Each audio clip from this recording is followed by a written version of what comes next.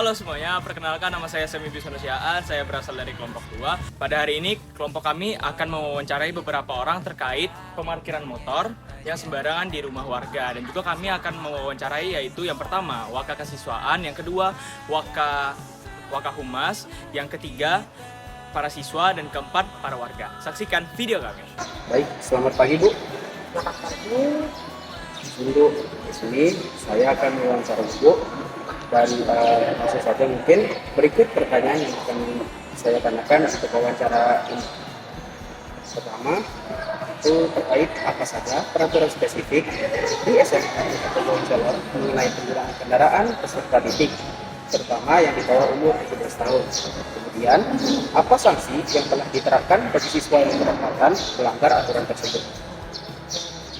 Terima kasih ya terkait aturan untuk parkir di lingkungan SMA 1 Bandung sebelum memiliki surat izin mengemudi atau SIM, dalam artian di sini SIM C bagi kendaraan roda 2 dan SIM A kendaraan roda 4. Apabila tidak memiliki lisensi tersebut, maka murid yang bersangkutan tidak diperbolehkan mengendarai dan parkir di lingkungan sekolah.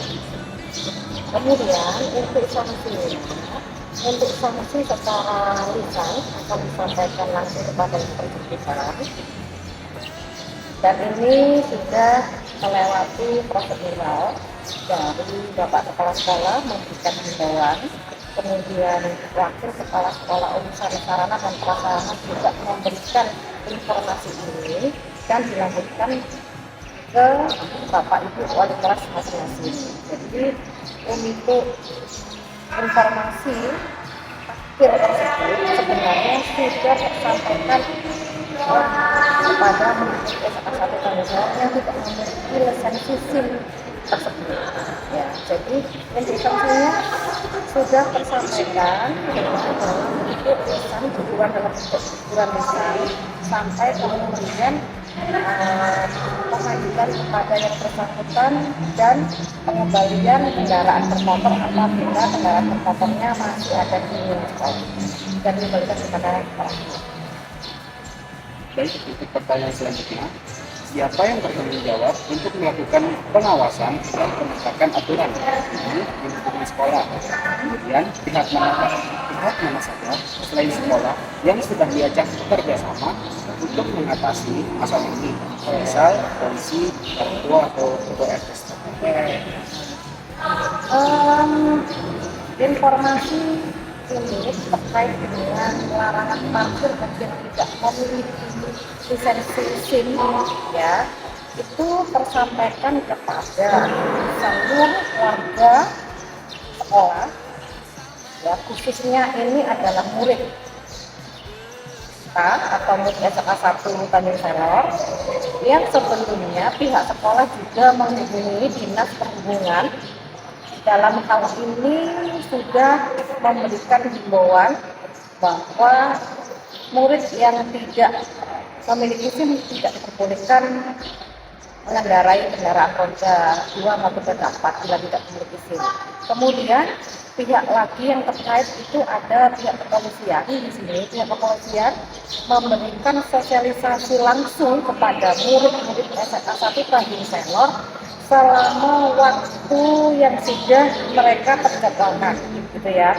Salah satunya yang terakhir kemarin diberikan informasi dalam bentuk sosialisasi kepada seluruh warga SMA 1 Tanjung Selor bertahap, mulai dari kelas 12 dalam bentuk safety reading, ya, bahasanya safety reading. Di situ memberikan informasi siapa-siapa saja sih yang boleh mengendarai kendaraan roda 2 dan roda 4. Gitu ya. Khusus untuk SMA 1 Tanjung Selor, pemberian sosialisasi ini sudah dilaksanakan oleh pihak kepolisian secara reguler, ya, secara reguler, dan waktunya juga setiap tahun itu datang ke SMA 1 memberikan informasi ini, ya.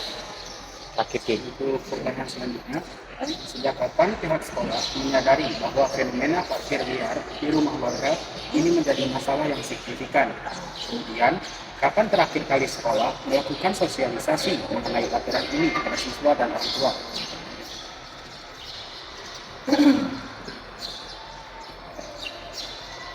Untuk warga sekitar ya sudah memberikan informasi ini sering kali dan itu sudah di follow up oleh sekolah dalam bentuk komunikasi dan koordinasi melalui pesan WhatsApp yang pertama, dan yang kedua pertemuannya dengan komite, kemudian kerjasama dengan pihak terkait, dalam hal ini adalah Polresta di bidangnya ya, tentang kedisiplinan ini ada di Lantas gitu.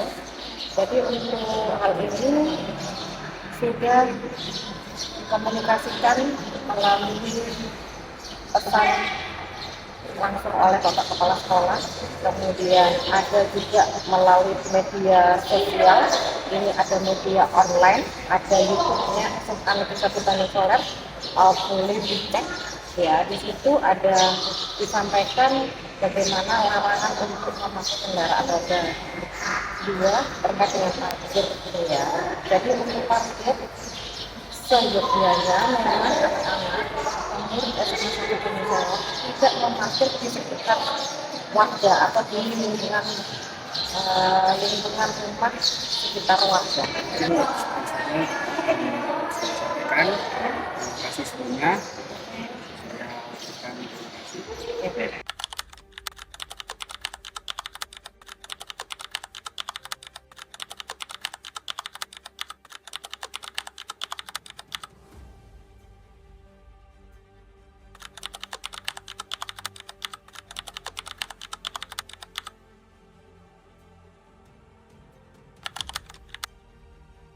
Oke, di sini saya Isti Aurelisia dari kelompok 2 dan dari 11/4 akan mewawancarai Roya dari 11/4 juga. Oke, langsung saja ya Roya. Apa alasan utama Anda membawa motor ke sekolah meskipun mengetahui adanya larangan dari pihak sekolah dan belum memiliki SIM? Karena situasi kondisi orang tua saya tidak bisa mengantar.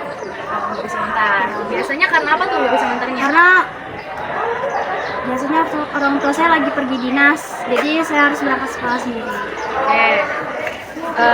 Menurut Anda, siapa yang paling bertanggung jawab untuk mencari solusi atas masalah parkir ini? Orang tua sih. Oh, jadi karena orang tua yang nyuruh juga ya. Sejak kapan Anda mulai rutin membawa motor ke sekolah? Itu rutin kah? Enggak, jarang. Nggak serutin kayak tiap hari ya. Kadang cuma 2 bulan sekali. Tapi itu mulai dari kapan sih? Dari semester 1 kelas 10, bulan 11. Oh, jadi di mana biasanya Anda memarkirkan motor? Apakah ada satu lokasi khusus atau berpindah-pindah? Satu lokasi khusus yaitu di gedung gadis. Oh, yang di sini ya. Kelihatan Jadi sih dari dari sini. sana ke sini jalan kaki. Ya, Kenapa Anda memilih parkir di daerah situ? Gak ada alternatif lain? karena emang sudah di sana sih, sudah disuruh ya. Oh, itu saran dari Bapak? Ya, Terus pertanyaan terakhir, bagaimana Anda menyikapi resiko ditilang polisi karena tidak memiliki SIM dan potensi kecelakaan lalu lintas? untuk menyikapinya kalau ya ditilang itu semoga tidak kejadian sih. Karena kan juga kita belum punya SIM. Kalau kecelakaan kita harus lebih hati-hati lagi, apalagi yang kalau misalnya pulang sekolah tuh kan ramai itu, kadang pasti ada loh terjadi kecelakaan. Resiko apa yang kira-kira bakal kamu pikirin yang akan terjadi? Resiko apa yang kiranya paling kamu takut terjadi? Paling kayak orang rem dadak sih. Ya, soalnya kita sudah ngebut jadi ngerem, jadi ya cium ya. Oke, baik, itu saja pertanyaan dari saya, itu saja juga vlog dari saya hari ini. Terima kasih. Baik, perkenalkan saya Kurnia Fadila dari kelompok 2 dari kelas 11/4. Berdirinya saya di sini untuk mewawancarai Okto Valentino Laro dari kelas 11/4 juga. Baik, Okto, pertanyaan pertama, apa alasan utama Anda membawa motor ke sekolah? Karena tidak ada Orang tua saya yang bisa antar jemput saya pulang sekolah. Oke. Pertanyaan selanjutnya, siapa yang memberikan izin kepada Anda untuk menggunakan motor ini? Orang tua saya sendiri. Orang tua sendiri. Oke. Lalu sejak kapan Anda mulai rutin membawa motor ke sekolah? Dari kelas 10 dari awal masuk sekolah. Oh, dari kelas 10 ya. Oke. Lalu di mana biasanya Anda memarkirkan motor Anda? Apakah ada di satu lokasi khusus atau mungkin berpindah-pindah tempat? Di dalam SMA di belakang sekolah. Oke. Lalu kenapa Anda memilih untuk parkir di area rumah warga dan tidak mencari alternatif lain? Karena di situ juga biasa ada teman-teman yang lain yang membuat motor tidak motornya di situ. Oke, berarti bareng teman ya. Baik, pertanyaan terakhir. Bagaimana cara Anda menyikapi resiko ditilang polisi karena tidak memiliki SIM? Dan bagaimana juga cara Anda menyikapi potensi kecelakaan lalu lintas? Saya untuk perjalanan itu saya akan bertanggung jawab atas apa yang terbuat karena saya juga tidak punya SIM tapi tetap naik motor. Oke. Yang kedua tuh untuk potensi kecelakaan saya akan tetap mematuhi aturan lalu lintas, tetap memakai helm dan tidak melanggar lampu merah. Oke, berarti saya rasa sudah cukup ya. Terima kasih atas kesempatannya dan waktunya. Saya akhiri. Sampai jumpa lagi. Bye. Selamat pagi semuanya. Perkenalkan, nama saya Nadia Ramadhani Nirwana. Saya berasal dari kelas 11 4 dan di sini saya bersama dengan Devi Kurniawati dari kelas 11 4 juga. Dan di sini saya akan mewawancarai. Jadi pertanyaan pertama yang akan saya wawancarai, apa alasan utama Anda membawa motor ke sekolah meskipun mengetahui adanya larangan dari pihak sekolah dan belum memiliki SIM? Alasan saya membawa motor ke sekolah karena orang tua saya yang menyuruh dan orang tua saya sendiri pun yang meminta izin kepada warga yang memiliki rumah untuk saya berparkir. Lalu pertanyaan kedua, siapa yang memberikan izin kepada Anda tentang menggunakan motor ini? Apakah orang tua Anda mengetahui bahwa Anda membawanya ke sekolah? Orang tua saya mengizinkan saya untuk membawa motor ke sekolah dan orang tua saya yang mengizinkan saya untuk membawa motor ke sekolah. Lalu pertanyaan ketiga, sejak kapan Anda mulai rutin membawa motor ke sekolah? Saya rutin membawa motor ke sekolah sejak kelas 10 semester 5. Lalu, di mana biasanya Anda memasukkan motor Anda? Apakah Anda salah satu lokasi khusus atau berpindah-pindah? Saya biasa menemukan di gang SMA yang salah satu sekolah Anda dan saya sudah berpindah-pindah.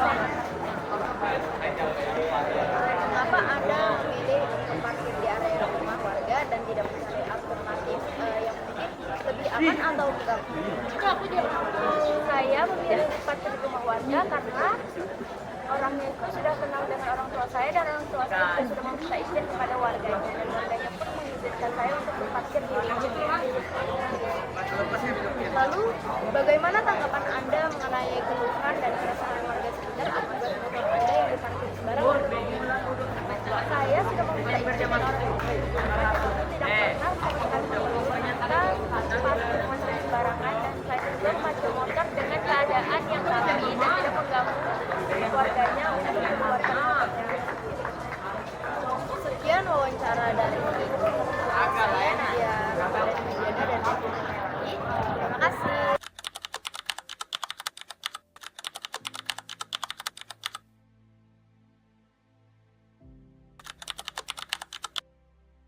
Assalamualaikum warahmatullahi wabarakatuh. Hari ini saya akan mewawancarai warga yang rumahnya sering diparkiri oleh anak SMA. Assalamualaikum Bapak. Waalaikumsalam. Izin bertanya ya Pak. Iya. Yang pertama, apa bentuk gangguan yang paling sering Bapak rasakan akibat aktivitas parkir para siswa SMA ini? Jadi dua cara.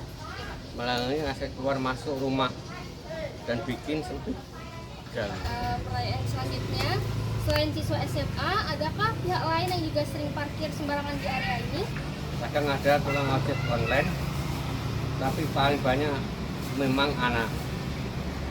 Yang anak. Ya Pak. Terus Pak, sejak kapan masalah parkir sembarangan ini mulai terjadi dan menjadi sangat mengganggu? Kurang lebih sejak 2 bulan terakhir. Di titik mana saja di sekitar rumah Bapak yang sering dijadikan tempat parkir? Di depan pagar rumah atau halaman depan. Yang terakhir, bagaimana upaya yang sudah pernah Bapak lakukan untuk mengatasi masalah ini? Dan Menegur langsung dan melapor ke Pak RT, tapi hasilnya belum terlalu efektif. makasih ya Pak. Sama-sama. Assalamualaikum warahmatullahi wabarakatuh. Saya Devina. Di sini saya akan mewawancarai salah satu warga yang rumahnya menjadi sasaran bagi parkiran anak SMA. Selamat sore Mas Bowo. Selamat sore. Nah, jadi di sini izin saya bertanya, Ya, silakan. apa saja dampak negatif lain yang dirasakan di lingkungan Bapak atau Ibu sejak fenomena ini terjadi? Untuk di sekitar rumah saya sih, karena jalanannya cukup sempit, jadi gara-gara ada anak-anak SMA yang parkir sembarangan, itu menjadi lebih sempit lagi dan juga lebih berisik dari biasanya. Ya. Baik, kepada siapa saja Bapak atau Ibu pernah menyampaikan keluhan terkait masalah ini? Saya pernah menyampaikan ini ke ketua RT dan tetangga-tetangga untuk menegur anak-anak tersebut. Lalu pada hari jam berapa biasanya kondisi paling parah ini terjadi?